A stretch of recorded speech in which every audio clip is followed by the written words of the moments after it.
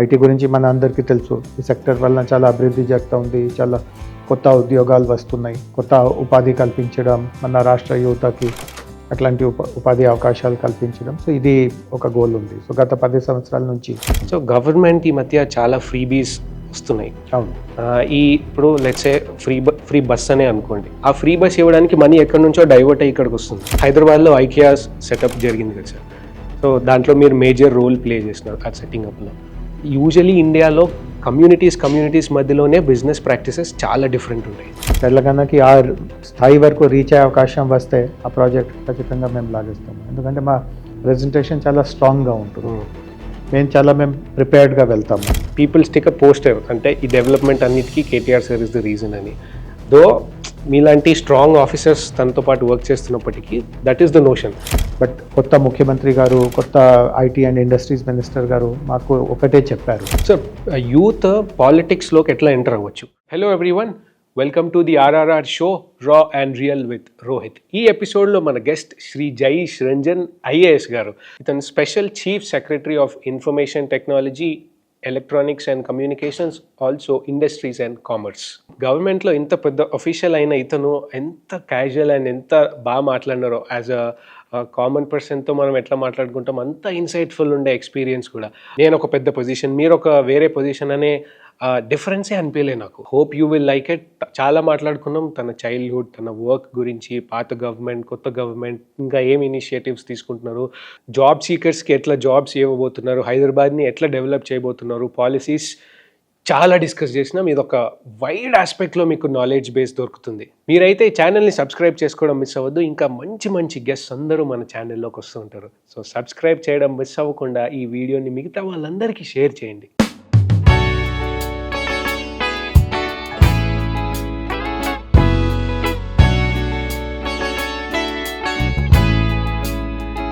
Sir, with so much responsibility, అంటే మీరు ఏ వర్క్ చేసినా కూడా మినిమం ఒక 500 పీపుల్ ఇంపాక్ట్ చేసేలాంటి రెస్పాన్సిబిలిటీకి how do you structure your day? How do you prioritize sir? So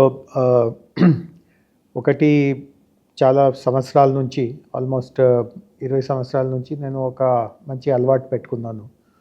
నేను ప్రతిరోజు ఉదయం ఒక వాకింగ్కి వెళ్తాను. హైదరాబాద్లో మన అందరికీ తెలుసు, చాలా అరుదైన కేబీఆర్ పార్క్ ఉంది. సో కేబీఆర్ పార్క్ చుట్టూ నేను ఒక 1 అవర్ వాక్ చేస్తాను, ఉదయం 6 to 7. అండ్ ఆఫ్కోర్స్ వాకింగ్ వలన ఖచ్చితంగా హెల్త్ బెనిఫిట్స్ ఉంటాయి, కానీ ఎక్కువ ఉపయోగం నాకు ఆ వాకింగ్ వలన నా దినాన్ని ప్లాన్ చేయడానికి ఉంటుంది. సో ఆ సమయంలో ఈరోజు నేను ఎవరెవరితో కలబోతున్నాను, ఏం మీటింగ్స్ ఉన్నాయి, నిన్న ఏదైనా జరిగి ఉంటే ఎట్లా నేను ఫాలో అప్ చేయాలి. సో నా వర్క్ ప్లాన్ అంతా నేను ఆ 1 అవర్లో. అండ్ నేను గమనిస్తూ ఉంటాను ఎంతోమంది వాక్ చేస్తారు. కొంతమంది స్లోగా వాక్ చేస్తూ వచ్చిన వాళ్ళందరితో పలకరిస్తూ ఉంటారు, మాట్లాడుతూ ఉంటారు. నేను అసలు చేయను. ఎవరైనా గ్రీట్ చేసినా కూడా నేను చూడకుండా ఫాస్ట్గా వెళ్ళిపోతూ ఉంటాను. సో 1 అవర్ నాకు అన్డిస్టర్బ్డ్ టైం ఉంటుంది. ఆ సమయంలో డే అంతా ప్లాన్ చేస్తాను. దానివల్ల ఏమవుతుంది అంటే తదుపరి ఆఫీస్లో కానీ వేరే ప్రోగ్రామ్స్లో కానీ ఏదైనా జరుగుతూ ఉంటే నేను ఆల్రెడీ అంతా ప్లాన్ చేసి ఉన్నాను. సో ఒక రకంగా చెప్తే చాలా ఎఫర్ట్లెస్గా జరిగిపోతుంది. అంటే చాలామంది గమనించి చెప్తూ ఉంటారు దట్ ఎట్లా అంత వేరే వేరే సబ్జెక్ట్స్ మీద మీకు అంత నాలెడ్జ్ ఉంది. బట్ ఆ ప్రిపరేషన్, ఆ ప్లానింగ్, దాని వలన ఈరోజు అన్ని సబ్జెక్ట్స్ మీద ఫాస్ట్గా, తొందరగా, పద్ధతిగా, మన టార్గెట్ ఓరియంటెడ్గా రెస్పాన్స్ వస్తూ ఉంటుంది. సో ఇది ఒక చాలా కీలక అంశం. రెండోది ఏముంది అంటే, నేను మొదటి నుంచి నా లీడర్షిప్ స్టైల్లో ఏముంది అంటే ఒక మంచి టీం ఉండాలి. అంటే నేను ఖచ్చితంగా టీం లీడర్గా నా పైన మరి అన్నట్టుగా రెస్పాన్సిబిలిటీస్ ఉంటాయి. కానీ నా గోల్ ఎప్పుడైనా ఏముంటుంది అంటే నేను చూస్తున్న ప్రతి సబ్జెక్ట్కి సంబంధించిన ఒక మంచి నెక్స్ట్ ఇన్ కమాండ్ ఒక వ్యక్తి ఉండాలి. అండ్ ఎంత తొందరలో వీలు పడుతూ ఉంటుందో అంత తొందరలో ఆ టీంని నేను నా చుట్టూ బిల్డ్ చేసేస్తాను. స్టార్టింగ్లో వాళ్ళకి చాలా కోచింగ్ ఇవ్వడం, మెంటరింగ్ ఇవ్వడం, బట్ అన్నిటికంటే మించి వాళ్ళని బాగా మోటివేషన్లో తీసుకురావడం. అంటే చాలామంది అడుగుతారు మీ మెయిన్ జాబ్ ఏముంది? నా మెయిన్ జాబ్, నా ఆలోచనలో ఏముంది అంటే నా చుట్టూ ఉన్న వాళ్ళు అందరూ 24/7 చాలా మోటివేషన్తో ఉండాలి, చాలా ఇన్స్పైర్డ్గా ఉండాలి. అదే నా మెయిన్ జాబ్ ఉంది, వాళ్ళని మోటివేట్ చేయడం, ఇన్స్పైర్ చేయడం. అండ్ అట్లాంటి ఒక చుట్టూ ఒక మంచి ఒక టీమ్ని తయారు చేయగలిగితే చాలా వర్క్ వాళ్ళకి మనము డెలిగేట్ చేయవచ్చు, వాళ్ళు రెస్పాన్సిబిలిటీ తీసుకుంటారు, వర్క్ చేస్తారు.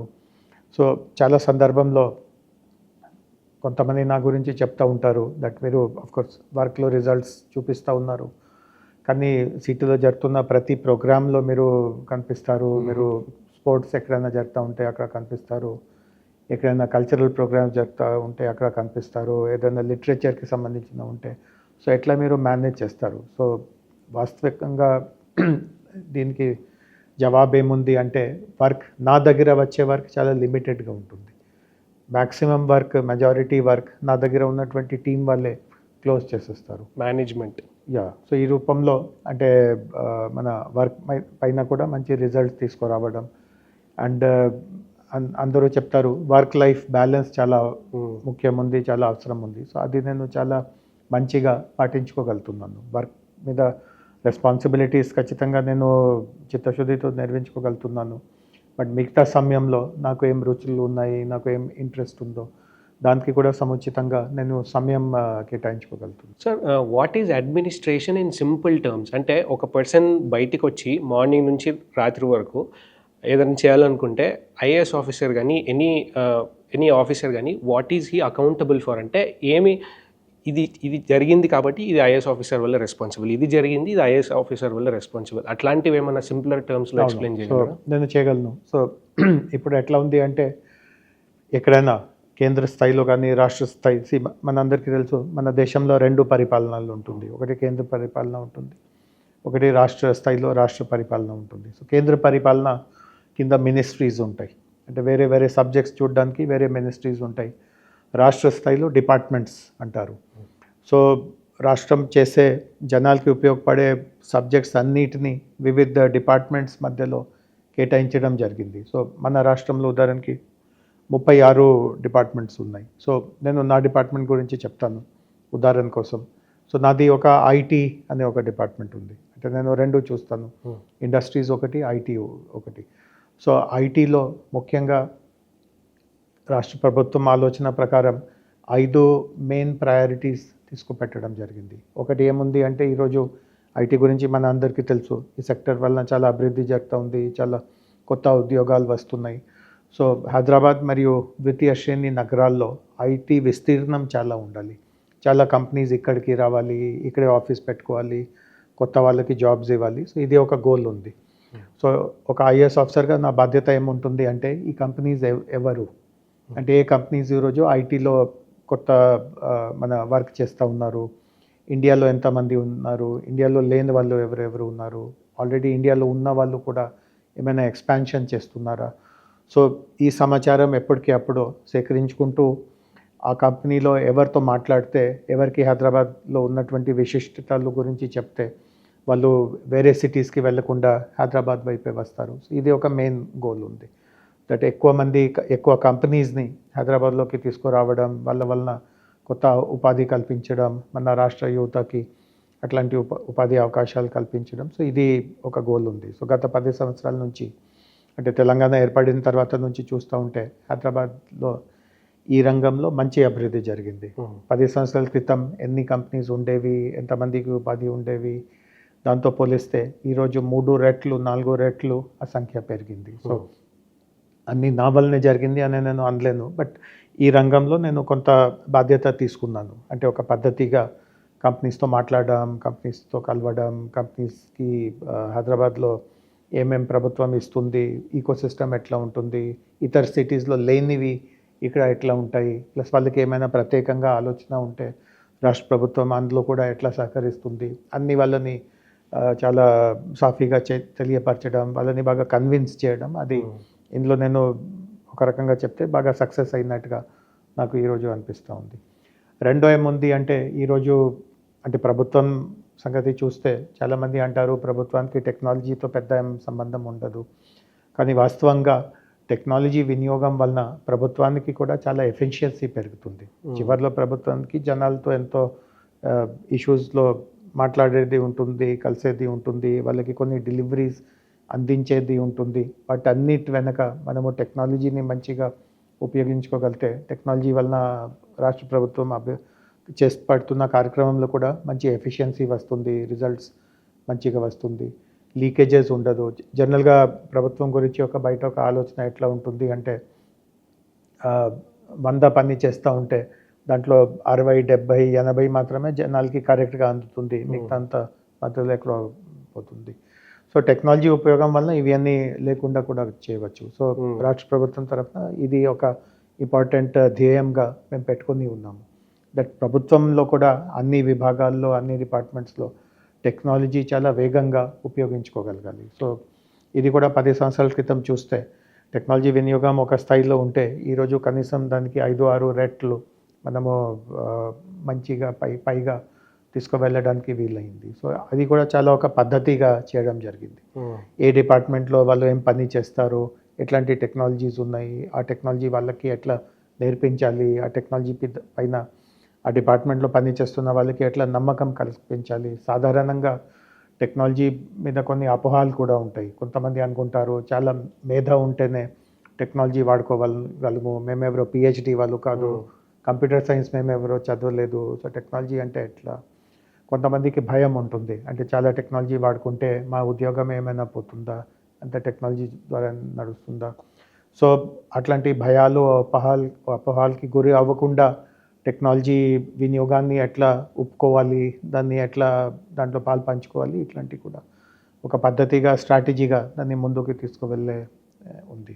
బికాస్ టైమ్ అండ్ మనీ ఇద్దరికి ఒకటే, మనిషికైనా గవర్నమెంట్కైనా ఇద్దరికి సేమ్. అవునండి. సిమిలర్లీ ఐటీలో మేము ఇంకా ఒక గోల్ కూడా పెట్టుకున్నాము.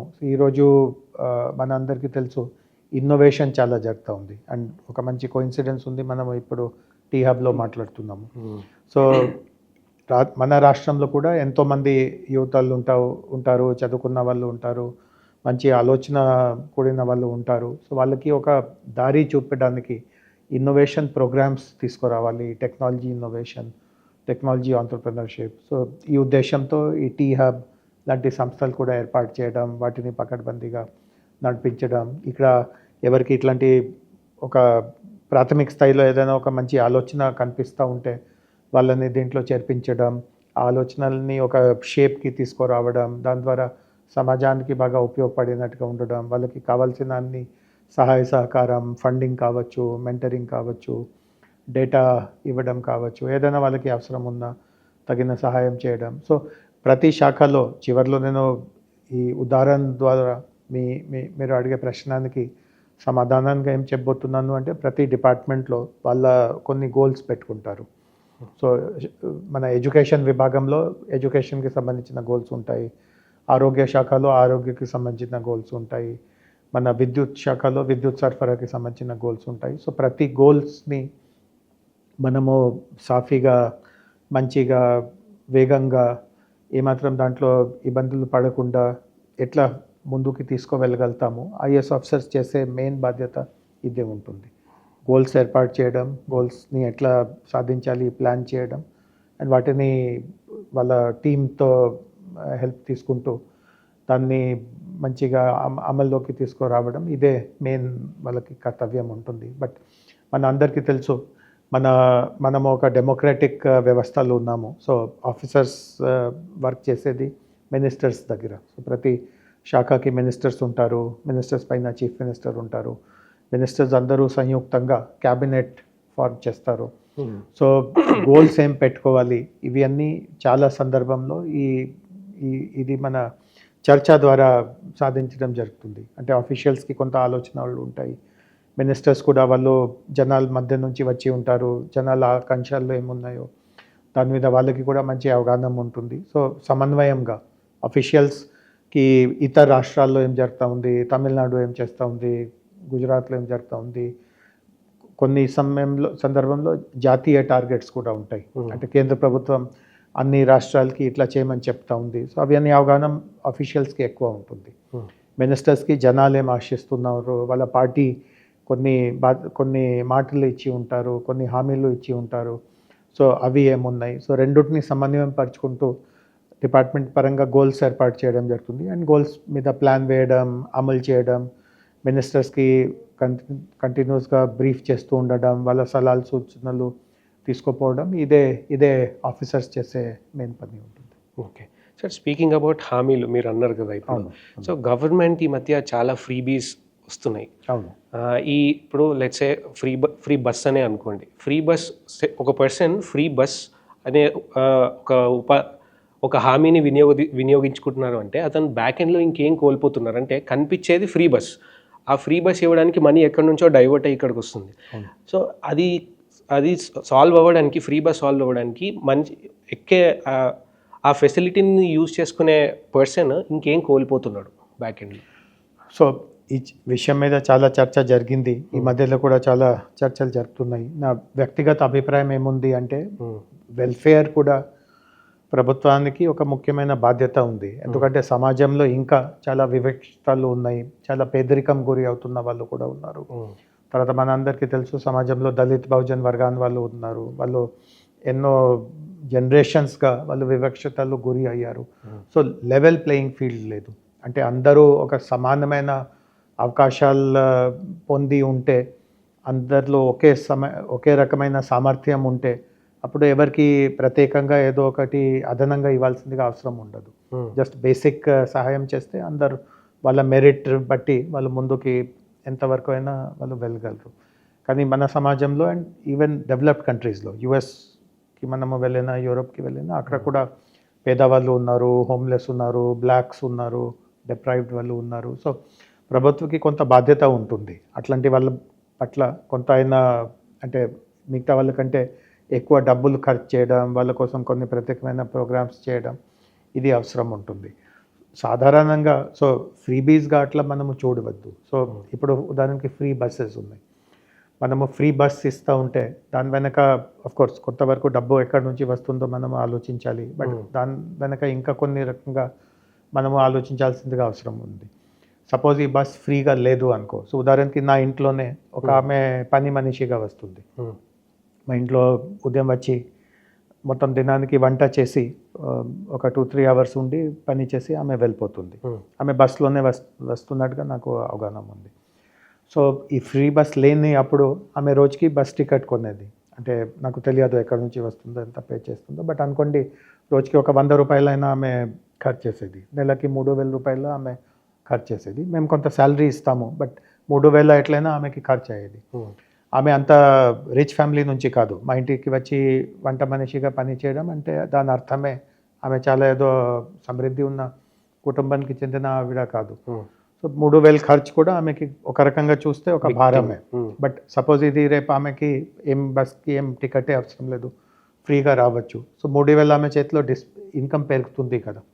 మేము ఇచ్చే శాలరీకి ఒక 3,000 ఎక్కువ ఆమెకి వచ్చినట్టుగా ఉంటుంది. ఆ 3,000 రూపాయలు ఆమె పోగ చేయవచ్చు, వాళ్ళ పిల్లల కోసం ఏదో చేయవచ్చు. సో ఏదో ఒక రూపంలో ఆ డబ్బు వాళ్ళ కుటుంబానికి, ఆమె సొంతంగా వాళ్ళ ఎకానమీకి ఉపయోగపడినట్టుగా ఉంటుంది. సో ఇది ఒక విషయం. రెండవది ఆ ఫ్రీ బస్. సపోజ్ జూబ్లీ హిల్స్లో చాలా ఒక పెద్ద బంగ్లోలో ఒక చాలా రిచ్ ఫ్యామిలీ ఉంటుంది. వాళ్ళు ఎప్పుడో ఫ్రీ బస్ ఎక్కరు కదా. వాళ్ళకి కార్స్ ఉంటాయి, వాళ్ళకి ఒకటే కాదు 10 కార్స్ ఉంటాయి. బస్లో వాళ్ళ జీవితంలో కూడా వాళ్ళ జనరేషన్స్గా కూడా వాళ్ళు ఎప్పుడో బస్ ఎక్కి ఉండరు. సో ఈరోజు ఫ్రీగా మీకు బస్ ఇస్తున్నాము అట్లా మనము 100 సార్లు చెప్పినా వాళ్ళు ఎప్పుడో బస్ ఎక్కరు. సో దీంట్లో కొంత సెల్ఫ్ సెలెక్షన్ ఉంటుంది. అంటే ఎవరికి అర్హత ఉందో కార్లో ప్రయాణం చేయడానికి, ఇంకొక రకంగా ప్రయాణం చేయడానికి, వాళ్ళు ఎప్పుడో బస్ ఎక్కరు. సో సెల్ఫ్ సెలెక్షన్ ఉంది. ఇట్లాంటి పథకాలు మనము అక్కడ బస్ డోర్ దగ్గర మీరు పేదవాళ్ళు కాదా అట్లా విచారించాల్సిందిగా కూడా అవసరం లేదు. వచ్చిన ప్రతి ఒక్కరే అట్లాంటి వర్గానికి చెందిన వాళ్ళు ఉంటారు. సో ఇట్లాంటి కార్యక్రమం ద్వారా అంటే మనము ఒక వర్గానికి కొంత ఇన్కమ్ పెంచుతున్నట్టుగా ఉన్నాము. ఎందుకంటే వాళ్ళ ఖర్చులు మనము తగ్గిస్తున్నాం. సో అండ్ గవర్నమెంట్కి కోర్స్ రకరకాలుగా రెవెన్యూస్ వస్తాయి, ట్యాక్సెస్ ఉంటాయి, మనము బారోయింగ్స్గా డబ్బు సమకూర్చుకుంటాము. సో దాంట్లో ఎంత భాగం మనము ఇట్లాంటి లేని వాళ్ళ కోసం ఖర్చు పెడతా ఉంటే దాంట్లో అన్యాయం ఏం లేదు, అట్లా నా వ్యక్తిగత అభిప్రాయం. బట్ టార్గెటింగ్ కరెక్ట్గా ఉండాలి. కొన్ని దాంట్లో సెల్ఫ్ సెలెక్షన్స్ ఉంటాయి. మీరు పెద్ద దానికోసం ఒక వ్యవస్థ పెట్టి మనిషి మీద నిఘా పెట్టాల్సిందిగా అవసరం లేదు. అంటే వచ్చి వినియోగించుకుంటున్న వాళ్ళు సాధారణంగా ఆ వర్గానికే ఉంటారు. ఉదాహరణకి ఇంకొక పథకం ఒక సుమారు 20 సంవత్సరాల క్రితం కేంద్ర ప్రభుత్వం ప్రవేశపెట్టింది, ఉపాధి హామీ పథకం. అంటే మీరు ఈ వ్యవసాయం లేని సమయంలో కూడా మీకు ఏదైనా ఆదాయం సమస్య ఉంటే ప్రభుత్వం కొన్ని పని కల్పిస్తుంది. అంటే కూలీ పని, మట్టి పని ఇట్లాంటివి. సో ఎవరు ఆ పనికి వస్తారో వాళ్ళ గురించి మనము ఫర్దర్ ఏం విచారించాల్సిందిగా అవసరం లేదు. అంటే ఒక ధని కుటుంబానికి చెందిన వ్యక్తి ఎక్కడో వెళ్ళి మట్టి పని చేయరు కదా, కూలీ పని చేయరు కదా. సో ఇట్లాంటివి కూడా ఉంటాయి. సో టార్గెటింగ్ మంచిగా ఉండాలి. కొన్ని ప్రోగ్రామ్స్లో నేను ఇచ్చిన ఉదాహరణలో సెల్ఫ్ సెలెక్షన్ ఉంటుంది. ఆటోమేటిక్గా వినియోగించే వాళ్ళు ఆ కరెక్ట్ వర్గానికి చెందిన వాళ్ళు ఉంటారు. కొన్నింట్లో మనము కొంత పద్ధతి పెట్టాలి. ఉదాహరణకి మనము రేషన్ కార్డ్స్ ఇస్తున్నాము. సో ఎవరికి అర్హత ఉందో వాళ్ళకే ఇవ్వాలి. పేదవాళ్ళకి ఇల్లు ఇస్తున్నాము. సో ఎవరు నిజంగా పేదవాళ్ళు ఉన్నారో వాళ్ళకే మనం ఇల్లు ఇవ్వాలి. సో టార్గెటింగ్లో పకడ్బందీ ఉంటే అండ్ దాంట్లో టెక్నాలజీ చాలా ఉపయోగపడుతుంది. సో ఇట్లాంటి విషయాలు ఉంటే మనము దాన్ని ఫ్రీబీస్ అంటే ఏదో డబ్బు దుర్వినియోగం అవుతుంది అట్లా మనము చూడవద్దు. హైదరాబాద్లో ఐకియా సెటప్ జరిగింది కదా సార్. సో దాంట్లో మీరు మేజర్ రోల్ ప్లే చేసినారు ఆ సెట్టింగ్ అప్లో. యూజువలీ ఇండియాలో కమ్యూనిటీస్ మధ్యలోనే బిజినెస్ ప్రాక్టీసెస్ చాలా డిఫరెంట్ ఉంటాయి. అట్లాంటిది 2 ఇంటర్నేషనల్ బాడీస్ మధ్యలో నెగోషియేషన్స్ ఎట్లా జరిగింది sir? How was your experience? అంటే ఎట్లా ఉండేవి జర్నీ? సో ఇది కూడా అదే ఒక మంచి ఒక అనుభూతి. అంటే ఐకియా భారతదేశం గురించి చాలా సంవత్సరాల క్రితం నుంచి ఆలోచిస్తూ ఉంది. ఎందుకంటే ఐకియా ఒక అంతర్జాతీయ కంపెనీ. వాళ్ళ హెడ్ క్వార్టర్ స్వీడన్లో ఉన్న ఎన్నో దేశాల్లో, నాకు ఎగ్జాక్ట్గా ఐడియా లేదు, బట్ ఖచ్చితంగా 60-70 దేశాల్లో ఐకియా వాళ్ళది ఇది స్టోర్స్ ఉంటాయి అన్నమాట.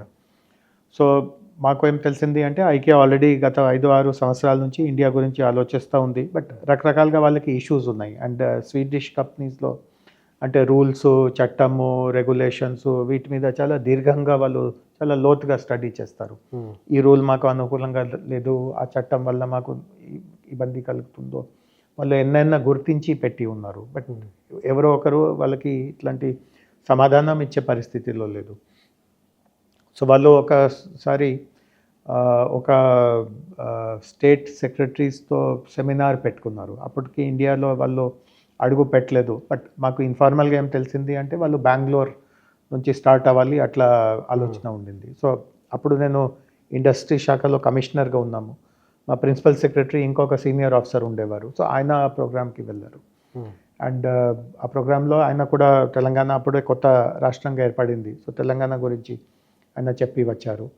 సో ఐకియా వాళ్ళకి కొంత నచ్చింది. అంటే వారు వెళ్ళి తెలంగాణ గురించి చెప్పడం. వాళ్ళు ఆల్రెడీ బెంగళూరు గురించి ఒక రకంగా అభిప్రాయానికి వచ్చి ఉన్నారు.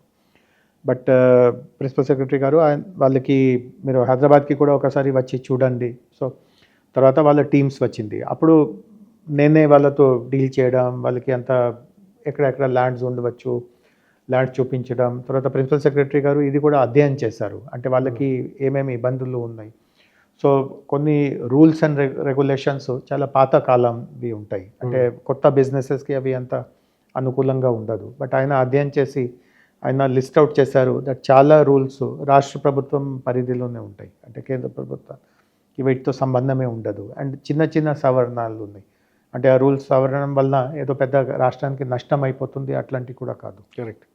సో ఆయన ఒక లిస్ట్ తయారు చేసి అప్పుడున్న ముఖ్యమంత్రి గారిని ఒప్పించారు దట్ ఇట్లా ఇవి అన్ని చిన్న చిన్న సవరణాలు చేస్తే వాళ్ళు మన హైదరాబాద్కే రావడానికి వాళ్ళకి విల్లింగ్నెస్ ఉంటుంది. ప్లస్ రాయదుర్గ్లో ఇప్పుడు ఎక్కడ ఐకియా ఉంది మనందరికీ తెలుసు, ఆ ల్యాండ్ అప్పుడు ఖాళీగా ఉండేది. సో వాళ్ళకి కూడా చాలా ప్రైమ్ లొకేషన్ ఉండాలి, అట్లా ఒక ఆలోచన ఉండింది. మేము కూడా వాళ్ళకి కొంత ప్రజెంటేషన్స్లో హైదరాబాద్ గురించి ఇంకా మంచిగా చెప్పాము. అంటే ఇప్పుడు ఇంకా ఒక వాస్తవికత ఏముంది అంటే మన అందరికీ తెలుసు మన హైదరాబాద్, తెలంగాణ, ఆంధ్రాకి చెందిన వాళ్ళు చాలామంది యూఎస్లో ఉంటారు, చాలామంది మన వేరే దేశాల్లో ఉంటారు, చాలామంది స్టూడెంట్స్గా ఫారిన్కి వెళ్ళి మళ్ళీ అక్కడే సెటిల్ అయిపోతారు. హైదరాబాద్ గురించి చెప్తారు, ప్రతి ఇంటి నుంచి ఖచ్చితంగా ఎవరో ఒకరు యూఎస్లో ఈరోజు స్థిరపడి ఉంటారు. సో ఐకియా వాళ్ళకి ఇదే చెప్పాము దట్ ఇక్కడ నుంచి విదేశాలకి వెళ్ళడం చాలా సహజంగా జరుగుతూ ఉంటాయి. ప్రతి కుటుంబం వాళ్ళు అక్కడే ఉంటారు. సో ఐకియా గురించి తెలియని వాళ్ళు చాలా తక్కువ మంది ఉంటారు. సో మీరు ఇక్కడ సెటప్ పెడతా ఉంటే ఇది ఏంటి కొత్తగా ఏదో ప్రచారం చేయడం, జనాలకి తెలియపరచడం అట్లాంటివి మీకు అవసరమే ఉండదు. అందరూ ఎక్కడో ఒక దగ్గర యూఎస్లో కానీ, యూకేలో కానీ, ఆస్ట్రేలియాలో కానీ మన తెలుగు వాళ్ళు ఎక్కడ ఉన్నారో ఖచ్చితంగా అక్కడికి వెళ్ళి ఉంటారు. అండ్ ఐకియాని ఖచ్చితంగా వాళ్ళు సందర్శించి ఉంటారు. వాళ్ళ ఇంట్లో యూఎస్లో ఉన్నప్పుడు ఖచ్చితంగా ఫర్నిచర్ కొనుగోలు కూడా అక్కడ నుంచి జరిగి ఉంటుంది. సో ఇక్కడ ఫెమిలియారిటీ చాలా ఎక్కువ ఉంది. ఇతర రాష్ట్రాలతో పోలిస్తే తెలుగు వాళ్ళకి ఐకియా అంటే ఏమిటి చాలా అవగాహన ఉంటుంది అండ్ అభిమానం కూడా ఉంటుంది. సో మీరు రేపు ఇక్కడ పెడితే మీకు బిజినెస్ పరంగా ఏమీ ధోకా ఏమి ఉండదు. సో ఇవన్నీ మేము చెప్పిన బట్టి వాళ్ళకి కూడా ఇవన్నీ నచ్చింది అండ్ దెన్ స్టోర్ రావడం జరిగింది. సో ఫస్ట్ స్టోర్ మొత్తం భారతదేశంలో హైదరాబాద్ నుంచి మొదలైంది. సో ఆ ఘనత హైదరాబాద్కి ఉంది అండ్ తర్వాత ఇప్పుడు ఆల్రెడీ 3 దగ్గర వేరే కొత్త స్టోర్స్ కూడా పెట్టారు. సో స్పీకింగ్ అబౌట్ ప్రెజెంటేషన్స్, మీరు ప్రెజెంటేషన్స్ అన్నారు కదా. సో ఫారిన్ ఇన్వెస్ట్మెంట్స్లో ఐకియా అయినా కానీ లేదా సాఫ్ట్వేర్ కంపెనీస్ అయినా కానీ మ్యానుఫ్యాక్చరింగ్ సెక్టర్లో అయినా కానీ మీరు ఆ క్లోజ్డ్ రూమ్స్లో ఆ బోర్డ్ ఆఫ్ డైరెక్టర్స్లో కానీ ఎవరితో జరిగే డిస్కషన్స్ కానీ నెగోషియేషన్స్ కానీ అవి ఎట్లా ఉంటాయి సార్? మీరు నంబర్స్ మాట్లాడతారు. సో అదే చాలా ముఖ్యం ఉంటుంది. అండ్ తెలంగాణ గురించి ఒక రెప్యుటేషన్ ఏం వచ్చింది గత 10 సంవత్సరాల్లో అంటే ఆ స్థాయికి మనం రీచ్ అవ్వగలితే ఆ ప్రాజెక్ట్ మాదే. వాళ్ళు ఏదైనా అనుకున్నా బాంబేలో పెట్టాలా, బెంగళూరులో పెట్టాలా, హైదరాబాద్లో పెట్టాలా, ఏదైనా డిసిజన్ తీసుకున్నా ఉన్నా కూడా తెలంగాణకి ఆ స్థాయి వరకు రీచ్ అయ్యే అవకాశం వస్తే ఆ ప్రాజెక్ట్ ఖచ్చితంగా మేము లాగిస్తాము. ఎందుకంటే మా ప్రెజెంటేషన్ చాలా స్ట్రాంగ్గా ఉంటుంది. మేము ప్రిపేర్డ్గా వెళ్తాము. ఆ కంపెనీ ఎవరు, వాళ్ళ బ్యాక్గ్రౌండ్ ఏమిటి, వాళ్ళకి ఎట్లాంటి అనుభవాలు ఉన్నాయి, అన్ని దగ్గర వాళ్ళకి మంచి అనుభవాలు ఉండకపోవచ్చు. సో ఎక్కడైనా ప్రాబ్లమ్స్ పడి ఉంటే దాని గురించి తెలుసుకోవడం, ప్లస్ ఇండియాలో సపోజ్ వాళ్ళు వేరే ప్రాంతాల గురించి ఆలోచిస్తూ ఉన్నారు. ముఖ్యంగా ఉదాహరణకి టెక్నాలజీ కంపెనీస్ ఉన్నాయి. చాలా సందర్భంలో చివరిలో వాళ్ళకి బెంగళూరు ఆర్ హైదరాబాద్ అనే ఒక క్వశ్చన్ ఉంటుంది. బెంగళూరుకి వెళ్ళాలా, హైదరాబాద్కి రావాలా. సో చాలా ప్రాజెక్ట్స్ బెంగళూరుకి కమిట్ అయినా మేము వాళ్ళని సంప్రదించి వాళ్ళకి హైదరాబాద్లో ఏం అడ్వాంటేజెస్ ఉన్నాయి, బెంగళూరులో ఏం మిస్ అవుతుందో అవన్నీ వాళ్ళని లాగేస్తే చాలా సందర్భాలు ఉన్నాయి. సో మెయిన్ ఏముంది, ఆఫ్ కోర్స్ అక్కడ ఏమి వాళ్ళకి దొరకవు అట్లాంటి హైలైట్స్ చేయడం అండ్ ఇక్కడ అడిషనల్గా ఏమి ఇస్తాము. ప్లస్ మేము చాలా కన్విన్సింగ్గా ఎగ్జాంపుల్స్ ఇస్తాము. అంటే ఊరికే అంతా ఏదో హైపోథెటికల్గా దట్ ఇది సాధిస్తాము, ఇది చేసి పెడతాము, అట్లా ఉంటుంది, అట్లా లేకుండా మేము యాక్చువల్ ఎగ్జాంపుల్స్ ఇస్తాము. దట్ ఈరోజు ఉదాహరణకి యాపిల్ హైదరాబాద్లో ఉంది. వాళ్ళు స్టార్టింగ్లో ఇంతే ఉన్నారు, బట్ ఈరోజు వాళ్ళకి ఉన్న అనుభవం బట్టి, ఇక్కడ మంచి అనుభూతి బట్టి 5 రెట్లు వాళ్ళు వాళ్ళ ప్రోగ్రామ్స్ని ఇక్కడ పెంచి ఉన్నారు. 5 times వాళ్ళకి హెడ్ కౌంట్ ఈరోజు వచ్చింది. ఇట్లాంటి చాలా వాళ్ళకి ఎగ్జాంపుల్స్ ఇస్తాము. రియల్ ఎగ్జాంపుల్స్ ఇవ్వడం వల్ల జనాల్లో ఎక్కువ కన్విక్షన్ వస్తుంది. అంటే ఊరికే గాలిలో మాట్లాడడమే కాకుండా యాక్చువల్ నంబర్స్ చెప్తున్నారు, ఎగ్జాంపుల్స్ చెప్తున్నారు. అండ్ గవర్నమెంట్ వలన వాళ్ళకి ఏం బెనిఫిట్ వచ్చింది డాక్యుమెంట్స్ చూపిస్తున్నారు, ఎవిడెన్స్ చూపిస్తున్నారు. సో ఇట్లాంటి మా ప్రెజెంటేషన్ ఉంటుంది, చాలా కన్విన్సింగ్గా ఉంటుంది. చాలా మేము ఎగ్జాంపుల్స్ సహా ప్రజెంట్ చేస్తాము. అండ్ ప్రెజెంటేషన్తోనే ఆగిపోము. అంటే ప్రెజెంటేషన్ అయిన తర్వాత కూడా వాళ్ళు ఫాలో అప్ చేస్తారు. కొంత సందర్భంలో హైదరాబాద్ చూడడానికి వస్తారు. ఇక్కడికి వచ్చేటప్పుడు మేము వాళ్ళకి ఇంకొకటి కూడా చెప్తాము. ప్రభుత్వ వర్షన్ మీరు విన్నారు, మేము ఎన్నైనా చెప్పవచ్చు, మీరు అవి అన్నీ నమ్మాల్సిందిగా అవసరం లేదు. ఇక్కడ ఉన్న ఇండస్ట్రీస్తో మీరు ఇండిపెండెంట్గా వెళ్ళి కలవండి. హైదరాబాద్లో నిజంగా వాళ్ళకి ప్రభుత్వం వలన ఇట్లాంటి బెనిఫిట్స్ వచ్చిందా లేదా, అండ్ 10 మంది ఇండస్ట్రీస్ మీకు అట్లాంటివి చెప్తా ఉంటే దట్ అవును హైదరాబాద్లో నిజంగా ఇట్లా ఉంది, ఇట్లా బాగుంది, ఇట్లా ఉపయోగంగా ఉంది, అప్పుడు మీరు డిసిషన్కి రండి. సో ఇవన్నీ చెప్పడమే వాళ్ళకి చాలా భిన్నంగా అనిపిస్తుంది. చాలామంది దాచిపెట్టుకోవడానికి ప్రయత్నం చేస్తారు. లేదు ఎవరితో కలవక్కర్లేదు, ఇదే చాలు, ఇదే నమ్మాలి, అట్లా వాళ్ళ ధోరణి ఉంటుంది. బట్ మేము దానికి భిన్నంగా మా వర్షనే కాకుండా ఇంకా 10 మందితో కలిసి ఒక నిర్ణయానికి రండి. అండ్ ఒకవేళ అందరితో కలిసిన తర్వాత కూడా సరే బెంగళూరే నాకు బెటర్ అట్లా అనిపిస్తే మాకు సంతోషమే. మేము మీకు గుడ్ విషెస్ చెప్పి మీ మంచి కోసం మేము విష్ చేస్తాము. సో ఇవన్నీ వాళ్ళకి ఫేస్ మీద ఇవి ఇట్లా చెప్తా ఉంటే వాళ్ళకి అర్థమవుతుంది, అవును వెనక కూడా చాలా సాలిడ్ ఉంది, ఊరికే మాటలే కాదు, గ్రౌండ్లో వెళ్తే కూడా నిజంగా ఒక మంచి ఉన్నట్టుగానే కనిపిస్తుంది. సో ఇట్లాంటి స్ట్రాటజీ ఉంటాయి ప్రెజెంటేషన్స్కి. బట్ మా ప్రెజెంటేషన్ స్కిల్స్ చాలా గట్టిగా ఉన్నాయి, మొత్తం జాతీయ స్థాయిలో దానికి గుర్తింపు ఉంది. అందరూ తెలంగాణని ఒక ఐడియల్గా మోడల్గా గుర్తిస్తూ ఉంటారు, మెచ్చుకుంటూ ఉంటారు. హైదరాబాద్లో ఏ డెవలప్మెంట్ జరిగినా కూడా సోషల్ మీడియాలో ఒక నోషన్ ఉంది, KTR sir is the poster boy అని. ఏం జరిగినా కూడా పీపుల్ స్టిక్ అ పోస్టర్, అంటే ఈ డెవలప్మెంట్ అన్నిటికీ KTR sir is the reason అని. దో మీలాంటి స్ట్రాంగ్ ఆఫీసర్స్ తనతో పాటు వర్క్ చేస్తున్నప్పటికీ దట్ ఈస్ ద నోషన్. అతనితో వర్క్ చేయడం బట్టి how is your experience, how is your journey with him? So నేను అగ్రీ అవుతున్నాను. చివర్లో ఫేస్ అంటే కొత్త ప్రభుత్వం అనేది తెలంగాణ గురించి చాలామందికి అవగాహన లేదు. అండ్ తెలంగాణ ఫార్మేషన్ సమయంలో మన అందరికీ తెలుసు, దానికంటే ముందు చాలా ఈ ఘర్షణలు, యాజిటేషన్స్, ధర్నాలు. సో ఆ సమయంలో వాస్తవంగా నన్ను అడిగితే కొన్ని ఇండస్ట్రీస్ యాక్చువల్గా హైదరాబాద్ నుంచి వెళ్ళిపోయినాయి ఈ డిస్టర్బెన్సెస్ అవన్నీ చూసాక. పేపాల్ ఒక మంచి ఉదాహరణ ఉంది, ఈబే ఒక ఉదాహరణ ఉంది. ఆ డిస్టర్బెన్స్ జరిగే సమయంలో వాళ్ళు ఇండియాలో అడుగు పెట్టారు అండ్ హైదరాబాద్లో ఈ పరిస్థితి చూసి ఇమీడియట్గా వాళ్ళు వేరే దగ్గర వెళ్ళిపోయారు.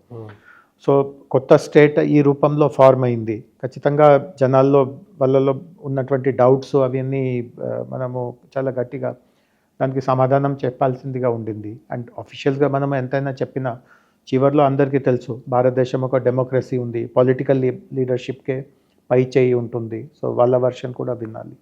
సో మన ఈ కాంటెక్స్ట్లో కేటీఆర్ గారు బాధ్యత తీసుకోవడం, ఇన్వెస్టర్స్తో కలవడం, వాళ్ళని ఆహ్వానించడం, వాళ్ళ మీటింగ్స్కి వెళ్ళడం, విదేశాలకి వెళ్ళడం, ఇవన్నీ చాలా రాష్ట్రానికి ఉపయోగపడింది.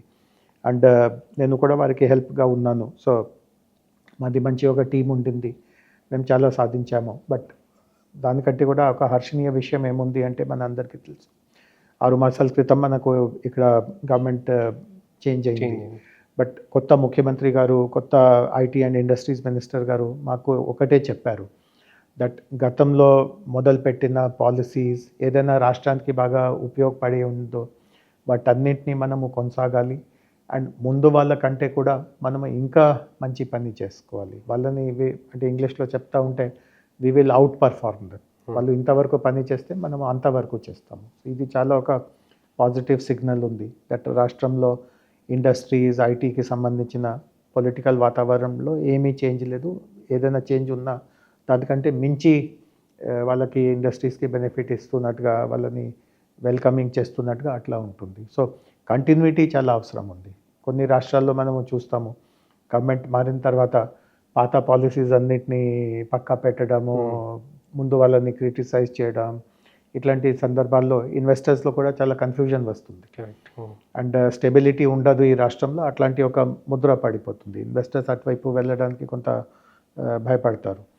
బట్ మన రాష్ట్రంలో ఇది ఒక చాలా మంచిగా ఉంది. యాక్చువల్గా వాస్తవంగా చూస్తే కంటిన్యూటీ ఎప్పటి నుంచి నడుస్తూ ఉంది. 1990s రాష్ట్రంలో ఇది ఐటీ కూడా డెవలప్ అవ్వచ్చు అట్లాంటి ఒక ఆలోచన వచ్చింది. తర్వాత చంద్రబాబు గారు కొంతవరకు హైదరాబాద్ని ఒక ఐటీ నగరంగా చేయడానికి కష్టపడారు. తర్వాత కాంగ్రెస్ ప్రభుత్వం వచ్చింది, వాళ్ళు కూడా హైదరాబాద్లో ఈ metro rail, airport, ring road ఇట్లాంటి మంచి హెవీ ఇన్ఫ్రాస్ట్రక్చర్ ప్రాజెక్ట్స్ తీసుకువచ్చారు.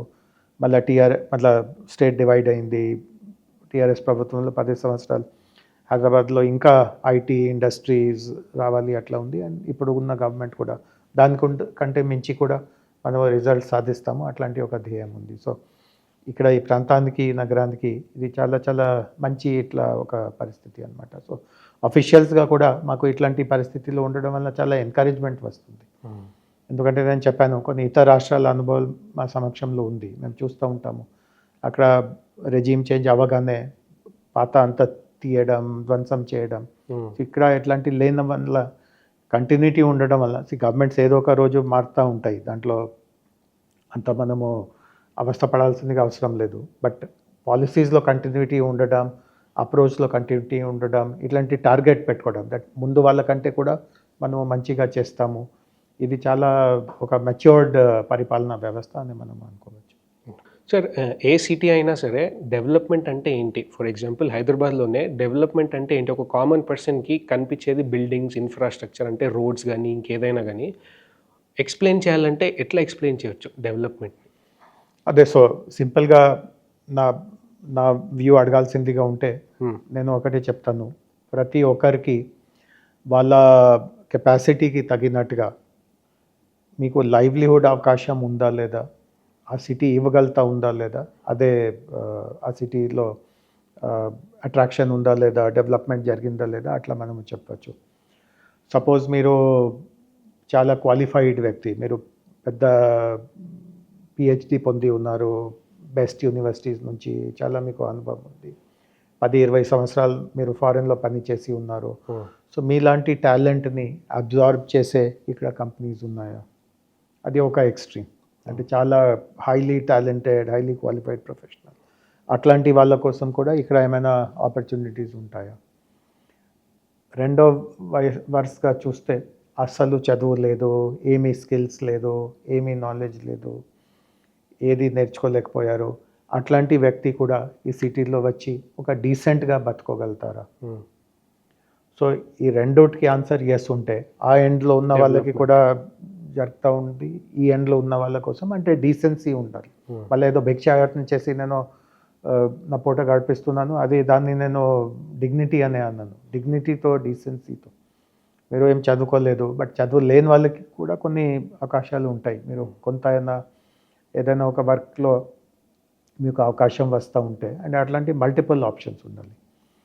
కనీసం నా దగ్గర 4 ఆప్షన్స్ ఉన్నాయి. నేనేం చదువుకోలేదు, ఏం నేర్చుకోలేదు, బట్ ఫిజికలీ నేను ఫిట్గా ఉన్నాను, కొంత అయినా చేయగలను. సో కనీసం 4 దగ్గర నాకు బేసిక్ మంచిగా డీసెంట్గా శాలరీ అంటే వేజ్ ఇచ్చే పరిస్థితి ఈరోజు ఇక్కడ ఈ నగరంలో ఉందా? ప్లస్ ఆ హై ఎండ్లో ఉన్న వాళ్ళకి మంచి ఆప్షన్స్ ఉన్నాయా? సో లైవ్లీహుడ్ స్టెబిలిటీ గురించి మనము ఫస్ట్ చూడాలి. ఒక నగరంలో ఇది దొరుకుతూ ఉంటే అది ఒక డెవలప్డ్ నగరం. దెన్ తర్వాత మనకు ట్రాఫిక్ కంజెషన్స్, జనరల్గా జనాలకి ఇట్లాంటి కొన్ని ఇబ్బందులు ఉంటాయి కదా. ఇప్పుడు ఉదాహరణకి మన ఇంటర్వ్యూ స్టార్ట్ అయ్యే ముందు ఒక ఆమె లోపలికి వచ్చింది, మీరు గమనించి ఉంటారు. ఆమె గతంలో ఇక్కడే వర్క్ చేసేది, ఇప్పుడు ఆమె ఢిల్లీలోకి షిఫ్ట్ అయిపోయింది. సో ఆమె ఢిల్లీ గురించి చెప్తా ఉంది, అక్కడ విపరీతంగా పొల్యూషన్ ఉంది. ఇక్కడ అప్పుడు మన హైదరాబాద్తో పోలుస్తూ ఉంటే ఆమె చెప్తా ఉంది వెనక్కి రావాలి, అట్లా టాక్సిక్ పదం ఆమె వాడింది, అంత టాక్సిక్గా ఉంది. సో ఇవన్నీ కూడా డెవలప్మెంట్లో కొన్ని చిహ్నాలు. మీ ఫిజికల్ అట్మాస్ఫియర్ ఏమైనా టాక్సిక్గా ఉందా, పొల్యూషన్ ఎక్కువ ఉంది, తర్వాత ట్రాఫిక్ ప్రాబ్లం ఉంది, తర్వాత ఇక్కడ మన క్లీన్లెస్ లేదు, శానిటేషన్ లేదు, రోడ్ మీదే ఆ మురికి నీళ్ళంతా ప్రవహిస్తూ ఉంది, ఇట్లాంటి బేసిక్ ఇన్ఫ్రాస్ట్రక్చర్, రోడ్స్ సరిగా లేదు, అన్ని రోడ్లో పాట్ హోల్స్ ఉన్నాయి, ఇన్ఫ్లేషన్ చాలా ఉంది, ప్రతి దానికి చాలా ఖరీదు ఉంది, ఏది చిన్న ధరకి దొరకదు. సో ఇవన్నీ మన బేసిక్ లివింగ్లో ఏది ఆటంకాలుగా ఉంటాయో అవి లేకుండా ఉంటే అది కూడా డెవలప్మెంట్. థర్డ్ ఉంటుంది, మనము కొంచెం రిఫైన్డ్గా చూస్తే ఇక్కడ మంచి మన రిక్రియేషన్కి అవకాశాలు ఉన్నాయా, మనము ఏదైనా కల్చర్ పరంగా మాకు ఇంట్రెస్ట్ ఉంటే ఇక్కడ ఏమైనా సినిమాస్ ఉన్నాయా, థియేటర్స్ ఉన్నాయా, స్పోర్ట్స్లో నాకు ఇంట్రెస్ట్ ఉంటే స్పోర్ట్స్ ఆడే ప్లేసెస్ ఉన్నాయా, కోచింగ్ వసతి ఉందా. సో ఇట్లాంటి అంటే లైఫ్ని కొంచెం ఇంకా రిఫైన్గా మనం నడపాల్సిందిగా ఉంటాయి. సో ఇవే డెవలప్మెంట్ ఉంటుంది. అండ్ ప్రతి దాంట్లో గవర్నమెంట్ చేసే బాధ్యతలు చాలా ఉన్నాయి అందులో. సార్ యూత్ పాలిటిక్స్లోకి ఎట్లా ఎంటర్ అవ్వచ్చు? ప్రస్తుతానికైతే ఎట్లా ఉంది అంటే ఒక ఎమ్మెల్యే కానీ ఎంపీ కానీ లీడర్ కింద ఒక హైరార్కీ ఉంటుంది. అంటే అన్న చెప్పిండు అది చేసేద్దాము, అరే అన్న ఇది చెప్పింది ఈ పని చేసేద్దాము అంటే వాళ్ళు ఆ పర్సన్ని చూస్తారో పైకి లాగుతుంటారు హైరార్కీలో. ఇంకా ఏదైనా బెటర్ వే ఉందా యూత్ పాలిటిక్స్లో ఎంటర్ అవ్వడానికి? సో నేను ఒక ఎగ్జాంపుల్ చెప్తాను. అంటే మన రాష్ట్రానికి సంబంధించిన ఎగ్జాంపుల్ కాదు, బట్ ఆ ఎగ్జాంపుల్ గురించి అందరికీ తెలుసు. బట్ ఆ ఎగ్జాంపుల్ గురించి కూడా కొంతమంది చెప్పవచ్చు ఇది కరెక్ట్ ఎగ్జాంపుల్ కాదు, బట్ ఈ మధ్యలో నేను ఏ వ్యక్తి గురించి చెప్పబోతున్నాను, ఈ మధ్యలో కొన్ని అవాంఛనీయాలు జరుగుతూ ఉన్నాయి. బట్ వాటన్నిటిని పక్కా పెడితే మొదటి నుంచి కొంతకాలం దూరం వరకు చూస్తే ఆ ఉదాహరణ నుంచి చూసేవి నేర్చుకునేవి చాలా ఉన్నాయి. సో నేను ఉదాహరణ చెప్పబోతున్నాను అరవింద్ కేజ్రీవాల్, అంటే Aam Aadmi party. So Aam Aadmi party ఢిల్లీలో పరిపాలనలో ఉంది అండ్ వరుసగా 2 సార్లు వాళ్ళు ఎలక్షన్స్ గెలుచుకున్నారు. And 3 times actually, first then second then third. So Arvind Kejriwal ఒక బ్యూరోక్రాట్ యాక్చువల్గా. ఆయన ఇండియన్ రెవెన్యూ సర్వీస్, ఆయన ఇంజనీరింగ్ చదివారు ఐఐటి ఖడగ్పూర్లో. తర్వాత బ్యూరోక్రాట్గా కొంతకాలం పని చేశారు. దెన్ ఆయనకి ఈ బ్యూరోక్రసీ వ్యవస్థలో అంత ఆయన స్వభావానికి, ఆయన నేచర్కి అది అంత సూట్ అయినట్టుగా ఆయనకి అనిపించలేదు. సో ఆయన రిజైన్ చేసి, ఆయన గురించి ఈ విషయం చాలా మందికి తెలియకపోవచ్చు, బట్ ఆయన చాలా కాలము ఆల్మోస్ట్ ఒక దశాబ్దాల కంటే ఎక్కువే ఒక ఎన్జిఓ స్టార్ట్ చేశారు ఢిల్లీలో. పరివర్తన్ అనే పేరుతో ఒక స్వచ్ఛంద సంస్థ స్టార్ట్ చేశారు. అండ్ ఢిల్లీలో ఇక్కడ హైదరాబాద్లో స్లమ్స్ని మనము బస్తీ అంటాము. ఢిల్లీలో స్లమ్స్ని జేజే కాలనీ అంటారు, అంటే జుగ్గి జోపిడీ కాలనీ. అంటే అక్కడ స్లమ్ అంటే జోపిడీ అంటే మన గుడిస అన్నమాట. సో గుడిసెల్లో అక్కడ పేదవాళ్ళు ఉంటారు. సో ఢిల్లీ ప్రభుత్వం వాటిని జేజే కాలనీ అంటుంది, జుగ్గి జోపిడీ కాలనీ. సో ఆయన ఈ పరివర్తన అనే పేరుతో ఎన్జిఓ పెట్టి ఆ జుగ్గి జోపిడీ కాలనీస్లోనే చాలా కాలం పనిచేశారు. చాలా కాలం అంటే 1 year 2 years కూడా కాదు, 10 years పనిచేశారు. అండ్ చాలామంది వాలంటీర్గా ఆయన దగ్గర ఈ పరివర్తనలో జేజే కాలనీలో వర్క్ చేశారు. సో జేజే కాలనీలో ముఖ్యంగా ఈ ఎడ్యుకేషన్ అట్లాంటి పెద్ద ఎవరికి అంత ఇంట్రెస్ట్ ఉండదు. వాళ్ళు స్వయంగా ఎప్పుడో చదువుకోలేదు, వాళ్ళ పిల్లల్ని కూడా చదివించాలి ఇట్లాంటి ఆలోచన ఉండదు. చిన్న వయసు నుంచి పిల్లల్ని ఏదో ఒక పని మీద పెట్టాలి, కనీసం 10 రూపాయలైనా సంపాదించిన కొంత అయినా ఇంటికి మేలవుతుంది. అట్లాంటి జనరల్గా అమ్మ నాన్నకి మనస్తత్వం ఉంటుంది. సో అట్లాంటి వాళ్ళతో మాట్లాడి పిల్లల్ని బడికి పంపించండి. అండ్ ప్రభుత్వ బడులు ఉంటాయి, జేజే కాలనీలో కూడా ప్రభుత్వం బడి పెడుతుంది. బట్ జస్ట్ అది నామకే వస్తే ఉంటుంది. అక్కడ పెద్దగా ఎవరో మంచిగా చదువు చెప్పేవాళ్ళు ఉండరు. అండ్ వీళ్ళ నుంచి కూడా, పేరెంట్స్ నుంచి, పిల్లల నుంచి కూడా పెద్ద ఏమీ అక్కడ నుంచి ఏదో విద్య సంపాదించుకోవాలి, నేర్చుకోవచ్చు అట్లాంటి ఆలోచన కూడా ఉండదు. సో అదే స్కూల్స్లో వీళ్ళు వాలంటీర్గా వెళ్ళి, సరే మీరు ఎంత చెప్పగలుగుతా ఉంటే చెప్పండి, బట్ అడిషనల్గా మేము చెప్తాము, బుక్స్ ఇవ్వడం, ఈవినింగ్ టైంలో ఇంటికి వెళ్ళి ట్యూషన్స్ చెప్పడం. వాళ్ళకి ఆరోగ్య సమస్య జనరల్గా చాలా ఉంటాయి. అంటే వాళ్ళ ఉన్న పరిసర అంతా హైజీనిక్గా ఉండదు, మురికి నీళ్ళు అవి ఉంటుంది. సో ఫ్రీక్వెంట్గా వాళ్ళకి జ్వరాలు ఇది అది రకరకాలుగా ఉంటుంది. సో ఆరోగ్య విషయంలో వాళ్ళకి మంచి జాగ్రత్తలు ఎట్లా తీసుకోవాలి, ఎవరికి నిజంగా ఏదైనా సమస్య వస్తే ట్రీట్మెంట్కి హెల్ప్ చేయడం. తర్వాత జనరల్గా అంటే ప్రతి దగ్గర ఉంది, బట్ ఢిల్లీలో ఇట్లాంటి కొంచెం ఎక్కువే ఉంది. అంటే ఇట్లాంటి వాళ్ళ మీద కొంత మన ఫోకస్ అంటే కొంత ఎక్స్‌ప్లాయిటేషన్. ఉదాహరణకి చాలామంది అక్కడ ఈ బండి నడుపుతారు, మన కూరగాయలు ఈ తోపడి బండ్లు అంటారు కదా వీధి మీద. సో అక్కడ వాళ్ళు వచ్చి, మున్సిపల్ వాళ్ళు, పోలీసు వచ్చి రోజుకి 100 రూపాయలు ఇవ్వకపోతే లోపలికి పారేస్తాము, అరెస్ట్ చేసేస్తాము. సో చిన్న చిన్న ఇట్లాంటి మన బీజేపీ పార్టీగా వీళ్ళని ఒక శత్రువుగా చూస్తూ ఉంది. అంటే ఏ రూపంలో కేజ్రీవాల్ని అక్కడ నుంచి దింపేసుకోవాలి, అట్లాంటి వాళ్ళకి చాలా చాలా గట్టిగా వాళ్ళ మనసులో ఒక టార్గెట్గా ఉంది. దాని తర్వాత ఒక ఎలక్షన్లో వాళ్ళని పూర్తిగా ఓడించాలి వాళ్ళ ప్రయత్నం చేస్తే 70 సీట్స్ ఉన్నాయి బీజేపీ మన ఢిల్లీ అసెంబ్లీలో, వాళ్ళకి జస్ట్ 3 సీట్స్ వచ్చినాయి 70లో. అంత టార్గెట్ చేసిన జస్ట్ 70లో 3 సీట్స్ పొందగలిగారు. రెండోసారి ఇంకొకసారి ఎలక్షన్స్ వచ్చింది, దాంట్లో 7 సీట్స్ వచ్చినాయి. సో పునాది ఇదే ఉంది. అండ్ రేపు ఎలక్షన్లకు ఆఫ్కోర్స్ ఇప్పుడు ఆయన మీద వేరే చాలా కొంచెం సీరియస్ అభియోగం ఉంది, జైల్లో ఉన్నారు. వాటి గురించి నేను పోవట్లేదు, అందులో వాస్తవికత ఉండవచ్చు, ఏదైనా ఉండవచ్చు. బట్ కనీసం ఈ స్థాయి వరకు రావడం, 3 ఎలక్షన్స్ వరుసగా గెలవడం, ఆపోజిషన్ పార్టీకి 70లో ఒకసారి 3 సీట్స్ వరకే మిగిలించుకోవడం, రెండోసారి 7 సీట్స్ వరకే మిగిలించుకోవడం, అది కూడా కేంద్ర ప్రభుత్వం అండర్లో ఉన్నాము. ఢిల్లీ అంటే అందరూ అక్కడే కదా, ప్రధాని నుంచి అందరూ అక్కడే, వాళ్ళకి మెయిన్ శత్రువులుగా వాళ్ళు ఇతన్ని చూస్తూ ఉన్నారు. అట్లాంటి పరిస్థితిలో జస్ట్ 3 సీట్స్ 7 సీట్స్ వరకే వాళ్ళని పరిమితి చేయడం, అది ఎక్కడి నుంచి అవుతూ ఉంది, దానికి ఇదే రీజన్ ఉంది. గట్టిగా ఆయన గ్రాస్ రూట్స్లో వర్క్ చేశారు. సో ఒక మార్గం మీరు అన్నట్టుగా ఇది ఉంది, అంటే పైనుంచి ఎవరో పారాషూట్ ఇచ్చేస్తే మేము సడన్గా వచ్చేస్తాము. రెండో ఉంది, కింద నుంచి బేస్ తయారు చేసి, అంటే ఇట్లాంటి అవసరం ఉన్న వాళ్ళు, నిస్సహాయ పరిస్థితులు ఉన్న వాళ్ళు ప్రతి దగ్గర ఉన్నారు. చాలా తక్కువ మంది వాళ్ళ వరకు రీచ్ అవ్వగలుగుతున్నారు. అండ్ వాస్తవంగా అడిగితే ప్రభుత్వం గురించి, ప్రభుత్వ యంత్రాంగం గురించి అట్లాంటి పరిస్థితులు ఉన్న వాళ్ళని అడిగితే ఏమాత్రం కూడా వాళ్ళపైన నమ్మకం ఉండదు.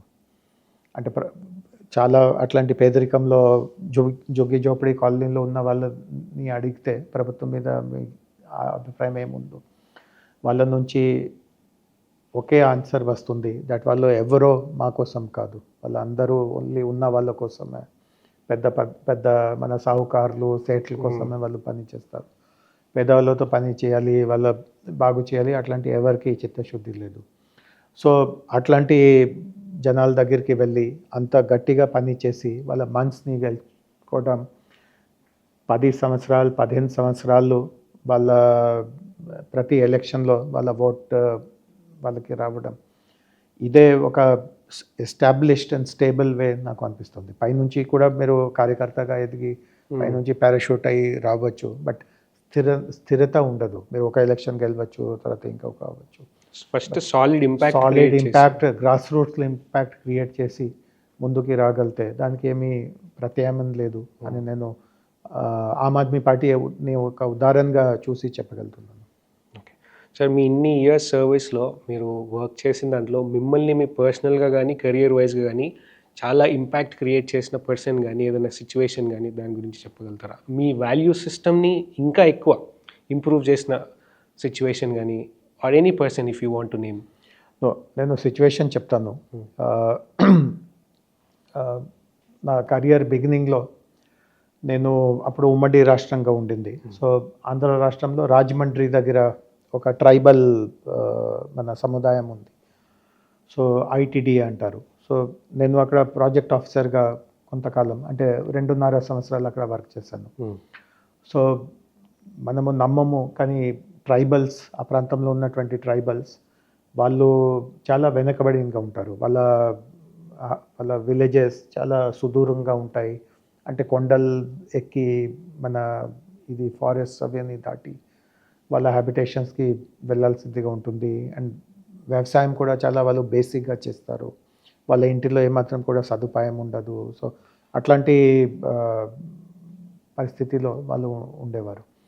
సో నేను అక్కడ ప్రాజెక్ట్ ఆఫీసర్గా బాధ్యత తీసుకున్న తర్వాత నేను అనుకున్నాను దట్ నేనే వాళ్ళ దగ్గరికి వెళ్తూ ఉంటాను. అంటే ఒక పద్ధతి ఉండింది, ఆఫీస్లో నేను కూర్చున్నాను, ఎవరో వస్తూ ఉంటే వాళ్ళతో మాట్లాడి పంపడం. బట్ నేను అనుకున్నాను ఇట్లా కరెక్ట్ ఉండదు. వాళ్ళు ఎక్కడ ఉన్నా మనమే వెళ్ళాలి, వాళ్ళ దగ్గర కూర్చోవాలి, మాట్లాడాలి. సో నేను స్టార్ట్ చేశాను ఇట్లాంటి ఫీల్డ్ విజిట్స్కి వెళ్ళడం. అండ్ కొన్ని దగ్గర వెళ్ళాను, మాట్లాడాను. కొన్ని ఇష్యూస్ నా దృష్టికి వచ్చినాయి. కొన్నిటికి వెంటనే సమాధానం కూడా దొరికింది, వాళ్ళకి ఆ సమాధానం చెప్పడం. సో ఒకరోజు ఒక దగ్గర ఉన్నాను, అది చాలా దూరంకి వచ్చేసాను.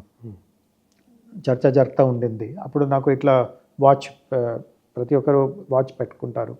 అఫీషియల్గా వాచ్ పెట్టడం ఒక రకంగా మీ యూనిఫామ్లో ఒక భాగం కూడా, అంటే వాచ్ ఉన్నట్టుగా. సో వాళ్ళతో మాట్లాడుతూ ఉన్నాను. జస్ట్ అనుకోకుండా జస్ట్ ఇట్లా ఇట్లా తిప్పి వాచ్ చూడడం జరిగింది. అంటే జస్ట్ ఎంత టైం అయింది, వెనక్కి ఎంత దూరం వెళ్ళాలి, ఎంత జస్ట్ ఇట్లా కొంత సబ్కాన్షియస్గా క్యాల్కులేట్ చేయడానికి ఇట్లా చూడడం వచ్చింది. అండ్ నేను గమనించాను ఆ క్షణం నుంచి వాళ్ళతో కమ్యూనికేషన్ ఆల్మోస్ట్ ఆగిపోయింది. పెద్దగా వాళ్ళు ఏం చెప్పట్లేదు, అండ్ నన్ను కూడా వాళ్ళు ఏమి అడగట్లేదు. సో నేను అర్థం చేసుకున్నాను దట్ వాళ్ళు కూడా గమనించారు, ఇతను వచ్చారు, టైం అవుతుంది, బట్ ఇతని మనసు అంతా ఎట్లా వెనక్కి వెళ్ళాలి, టైం అవుతా ఉంది, అది ఉంది. సో అది నాకు చాలా పెద్ద లెసన్ ఇచ్చింది. దట్ ఎప్పుడైనా జనాలతో మాట్లాడుతూ ఉంటే ఇవి అన్నీ చేయకూడదు. అంటే టైం అయిపోయింది, మనసు ఇంకొక దగ్గర ఉంది, ఎక్కడో వెళ్ళాలి, జస్ట్ ఇక్కడ ఆషామాషిగా వాళ్ళ కోసం ఉన్నారు, బట్ ఫోకస్ వేరే ఎక్కడో ఉంది. సో వాళ్ళతో ఉన్న కాలం చాలా చిత్తశుద్ధిగా వాళ్ళ వర్షన్ వినడం, అర్థం చేసుకోవడం, సమాధానం డిస్కస్ చేయడం, వాళ్ళకి ఇంకా 10 విషయాలు మంచివి చెప్పడం, ఆ ఫోకస్తో ఉండాలి. సో అది నాకు చాలా పెద్ద లెసన్ ఇచ్చింది. సో గవర్నమెంట్లో ఎప్పుడైనా మాకు పబ్లిక్ డీలింగ్స్ ఉంటాయి. సో పబ్లిక్ డీలింగ్ ఎట్లా చేయాలి, ఒక ఇన్సిడెంట్తో చాలా మన విస్తృతంగా, చాలా ఒక డైరెక్ట్గా ఈ విషయం నేర్చుకోవడం జరిగింది. సో ఇట్లాంటి చాలా సంఘటనలు ఉన్నాయి. అంటే ఏదో ఒక రూపంలో మనమే ఇంప్రూవ్ అవుతూ ఉంటాము, బట్ యాక్చువల్గా నేర్పే వాళ్ళు సామాన్య ప్రజలే, సామాన్య జనం. సో జనరల్లీ ఏదైనా గవర్నమెంట్ ప్రాజెక్ట్స్ ఎక్స్పాన్షన్లో కానీ ఏం టేకప్ చేసినా కూడా there are multiple parties involved. అంటే ప్రైవేట్ ల్యాండ్స్ ఉంటాయి, పొలిటికల్ పార్టీ ల్యాండ్స్ ఉంటాయి. ఒక ప్రాజెక్ట్ ఎక్స్పాన్షన్లో నెగోషియేషన్స్ ఎట్లా జరుగుతాయి ఈ ల్యాండ్ లాట్స్తో కానీ, as a matter of fact anything మీరు ఏదైనా టేకప్ చేసిన ప్రాజెక్ట్ ఎగ్జామ్? సాధారణంగా ప్రతి ప్రాజెక్ట్లో ఇట్లాంటి మల్టిపుల్ స్టేక్ హోల్డర్స్ ఉంటారు. అంటే ప్రభుత్వం చేపడుతున్న ప్రతి కార్యక్రమంలో స్టేక్ హోల్డర్స్ చాలామంది ఉంటారు. అండ్ మాకు కూడా, మేము మా ఐఎస్లో చేరిన తర్వాత మాకు మసూరిలో మా అకాడమీ ఉంది. అక్కడ 1 year ఇట్లా శిక్షణ కార్యక్రమం ఉంటుంది. దాంట్లో కూడా ఇది చాలా ఫండమెంటల్గా నేర్పిస్తారు. ఫస్ట్ ఆఫ్ ఆల్ ఎవరెవరో స్టేక్ హోల్డర్స్ ఉన్నారో వాళ్ళని ఎట్లా గుర్తించడం. కొన్ని సందర్భంలో వీళ్ళు స్టేక్ హోల్డర్స్ ఉన్నట్టుగా కూడా మనకు తెలియదు, బట్ వాస్తవంగా వాళ్ళు స్టేక్ హోల్డర్స్ ఉంటారు. సో డైరెక్ట్ స్టేక్ హోల్డర్స్ కావచ్చు, hidden stake holders, indirect stake holders, అందరినీ గుర్తించి ఎవరికి ఏముందో ఆ యాక్టివిటీలో. కొంతమందికి కొన్ని స్వార్థాలు ఉంటాయి, కొంతమందికి కొన్ని నష్టాలు కూడా జరగవచ్చు, కొంతమందికి అవసరానికంటే ఎక్కువ బెనిఫిట్స్ కూడా వచ్చే పరిస్థితి ఉండవచ్చు. సో వాటిని చాలా అర్థం చేసుకోవడం, అధ్యయనం చేసేసి తర్వాత స్టేక్ హోల్డర్ నెగోసియేషన్స్ మీరు అన్నట్టుగా అది చాలా ముఖ్యం ఉంటుంది. సో ఇది గవర్నమెంట్ చేపడుతున్న ప్రతి దాంట్లో ఇట్లా ఉంటుంది. మాకు మసూరిలో ఇట్లాంటి శిక్షణ ఇస్తారు, ప్లస్ అనుభవం ద్వారా కొన్ని మనము నేర్చుకుంటాము. సో ఇవి అన్నీ సాఫీగా చేసే ప్రయత్నం చేస్తాము. సో ప్రతి ప్రాజెక్ట్స్లో ప్రతి యాక్టివిటీస్లో ఇట్లా ఉంటాయి. నా వ్యక్తిగతంగా నా స్టైల్ ఎట్లా ఉంది అంటే ప్రతి ఒక్కరికి విన్ విన్ అనే సిచ్యువేషన్ కల్పించే ప్రయత్నం చేయాలి. మీరు స్టేక్ హోల్డర్గా ఇందులో సహకరిస్తే మీకు ఈ బెనిఫిట్ ఉంటుంది, వారు సహకరిస్తే వాళ్ళకి ఇట్లా బెనిఫిట్ ఉంది, అందరికీ దీనివల్ల ఉపయోగం ఉంది. అంటే గవర్నమెంట్ ఏదో స్వార్థంగా చేస్తూ ఉంది అనేది కాదు, అందరికీ విన్ విన్గా ఉంది. అట్లా కల్పించడం అండ్ ప్రోగ్రామ్ డిజైన్ చేసేటప్పుడు కూడా అందరికీ కొంత బెనిఫిట్ వెళ్తున్నట్టుగా, విన్ విన్ అవుతున్నట్టుగా అట్లా డిజైన్ చేయడం. అండ్ అన్నిటికంటే ముఖ్యం ఏముంది అంటే దాన్ని మనము ఎట్లా కమ్యూనికేట్ చేస్తున్నాము. స్టేక్ హోల్డర్స్ దగ్గర మెసేజ్ కూడా వెళ్ళాలి. మెసేజ్ ఇచ్చేటప్పుడు మీరు క్రెడిబిలిటీతో మాట్లాడుతున్నారా, చాలా మీ వెనక ఏదో వేరే ఏదైనా స్వార్థం ఉందా, ఇంటెన్షన్ ఉందా, అట్లాంటి లేకుండా నా మనసులో ఏముందో అదే నేను ఫ్రాంక్గా మీకు చెప్పేస్తున్నాను. అట్లాంటి మనము క్రెడిబిలిటీ కల్పించుకోగలితే విన్ విన్ అంటే చెప్తాను, బట్ అందరికీ సమానమైన విన్ ఉండదు. కొందరికి ఎక్కువ ఉంటుంది, కొందరికి తక్కువ ఉంటుంది, కొంతమందికి విన్తో పాటు చిన్న లాస్ కూడా ఉంటుంది.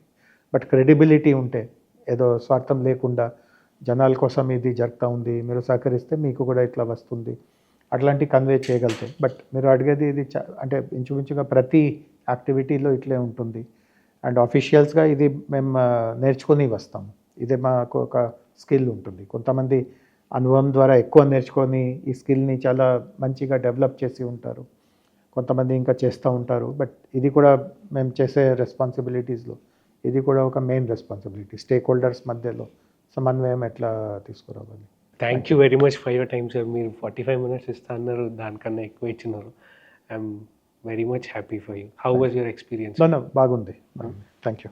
Okay people, this is Rohit signing of.